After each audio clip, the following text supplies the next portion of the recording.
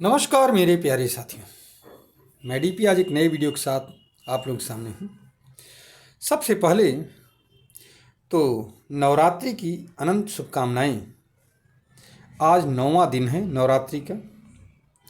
आज ही के दिन प्रभु श्री राम प्रकट हुए थे अयोध्या में, तो इसकी भी अनंत शुभकामनाएं। उम्मीद है कि आप सभी लोग सूर्य अभिषेक का इंजॉयमेंट करोगे दोपहर को 12 बजे। आज साथियों, आज मुझे दैनिक जागरण के रविवारी अंक में आचार्य मिथिलेश नंदिनी शरण का एक आलेख मिला। उसी से कुछ बातें मैं आपके सामने रखूंगा। साथ ही साथ आचार्य जी को मैं अपना प्रणाम और आभार अर्पित करूंगा। भगवान को प्रणाम करते हुए आइए थोड़ा सा कुछ बातों को हम लोग देखें। साथियों, भारतीय संस्कृति क्या है? पुनर्नवा है, अर्थात पुनर्जीवित हो जाती है। बार बार क्रस किए जाने के बावजूद ये अपने नए स्वरूप में निकल करके आ जाती है, और पहले से भी बेहतर स्वरूप। सबसे बड़ी बात ये है, इसीलिए भारतीय संस्कृति को पुनर्नवा कहा गया है। राम जन्मभूमि, रामलला की भव्य प्राण प्रतिष्ठा इस बात का उदाहरण है। एक संस्कृत का एक श्लोक है कि लब्ध व्यमर्थम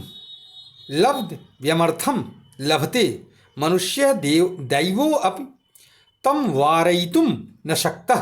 अर्थात प्राप्तव्य अर्थ को मनुष्य पा ही लेता है, दैव ही उससे उसको वंचित नहीं कर सकता है। त्रेता युग की राजधानी परम ब्रह्म परमात्मा अयोध्या में उसका प्राकट्य होने वाला है। अखिल लोकदायक विश्रामा मध्य दिवस, तुलसी बाबा कहे हैं कि मध्य दिवस अति शीत न घामा अखिल लोकदायक विश्रामा। हाँ, मध्य दिवस में भगवान पैदा हुए। श्री राम जन्मभूमि इस मंदिर के निर्माण से को केवल एक रूप में नहीं समझा जा सकता है। एक पाठ है जो श्री राम जन्मभूमि के मंदिर से निकल करके दुनिया भर के इतिहास प्रसंगों की पुनर्व्याख्या और परिष्कार का मार्ग खोल रहा है। ये मौलिक है। समय ने जिसका होना स्वीकार किया है उसे कोई मिटा थोड़ी सकता है। कोई अनुवादी सत्ता नहीं मिटा सकती। हजारों सिर फिरे चाहे कि हम इसको हटा दें, लेकिन हटा नहीं पाए। फिर से अपने भव्य रूप में आ गया। इसी को सनातन कहते हैं। मध्यकाल अतीत की गहरी अंधेरों से भारत चीर करके निकल रहा है। अगर नरेंद्र मोदी जी के प्राण प्रतिष्ठा वाले उस भाषण को आप याद करिए तो उन्होंने क्या कहा था कि इसे एक नए युग का प्रवर्तन कहा। ये मंदिर मात्र एक देव मंदिर नहीं है, ये भारत की दृष्टि का, भारत के दर्शन का, भारत के दिग्दर्शन का मंदिर है। ये राम के रूप में राष्ट्र चेतना का मंदिर है। उन्होंने ये शब्द कहे थे। राम भारत की आस्था है, राम भारत का आधार है, और यही तो है देव से देश और राम से राष्ट्र की चेतना का विस्तार। हम लोग क्या थे? स्वतंत्रता के बाद में भी हम लोग धर्मनिरपेक्षता की आत्महंता कुंठा से घिरे हुए थे। धर्म प्राण राष्ट्र के प्रधानमंत्री के इस वक्तव्य को, ये भाषिक सौंदर्य से आगे जाकर के हम देखें, थोड़ा सा इसके तात्पर्य को समझना चाहिए, तो आज 1 वर्ष से अधिक समय बीत जाने वाला है और इस कथन की चरितार्थता प्रत्यक्ष दिखाई पड़ती है।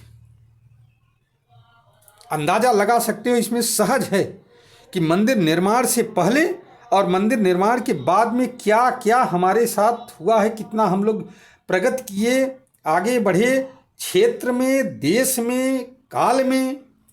इसको आसानी से समझा जा सकता है। और यही भारत की भूमि है।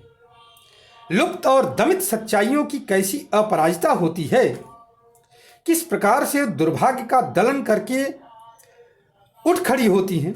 अयोध्या इसका उदाहरण है, 90तम साक्ष्य है अयोध्या। आज रामनवमी है। भारतीय ज्ञान परंपरा जिस सनातन तत्व को पहचानने, परिभाषित करने और जीवन मूल्यों के रूप में अंगीकार करने पर गर्व करती है, श्री राम उसके प्रतिनिधि आदर्श हैं। उन वेद वेद्य प्रभु को लोक वेद्य होने पर धर्म विग्रह कह करके निरूपित किया गया। ये निरूपण जो है, ये श्री राम को नहीं अपितु उस औदात्य को भी रेखांकित करता है जो मानव जात की सनातन आकांक्षा है और जिसकी चर्चा देवर्षि नारद महर्षि वाल्मीकि ने की है। ऐसा धर्म विग्रह जिसकी बड़ाई शत्रु भी करते हों, धैर्य, शौर्य, क्षमा, दया, समता, शील और समर्पण जैसे दिव्य गुणों के मूर्तिमान स्वरूप